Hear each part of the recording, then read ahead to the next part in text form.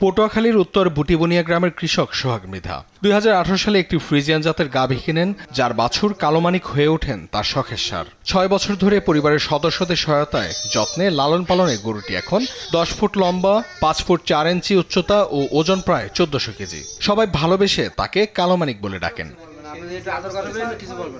সোহাগ মৃধার স্ত্রী, মা ও ভাতিজার সারটির সঙ্গে আবেগ জড়িয়ে আছে এবং তারাও বিএনপির চেয়ারপারসন খালেদা জিয়াকে এই কালোমানিক উপহার দেওয়ার ইচ্ছাকে সমর্থন করেছেন। নেত্রী খালেদা জিয়াকে আমি এই গরুটা উপহার দেব, সেই থেকে আরো সুন্দর করে পালা শুরু করছে।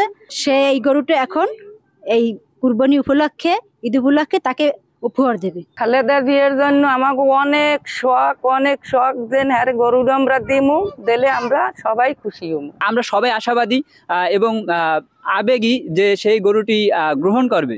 সোহাগ মৃধা বলেন, ভালোবাসা থেকে প্রিয় নেত্রীকে, প্রিয় কালোমানিককে উপহার দিতে চান তিনি। এতে লাভ লোকসান কিছুই নেই, তার কাছে আর কিছুই চাওয়ার নেই। তিনি উপহারটি গ্রহণ করলে সোহাগের পরিবার সারা জীবন কৃতজ্ঞ থাকবেন। আমলি শেখ হাসিনার গরু দেশে একই শোক, আমি ওইটা দেখে আমি টিভিতে দেখছি, পর আমি গরু পালি।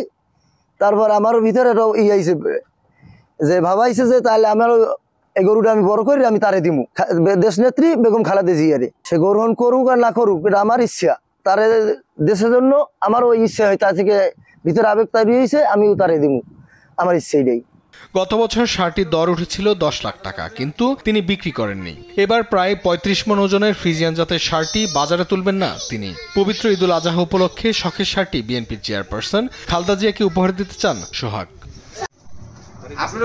নিউজ ডেস্ক, দেশ টিভি।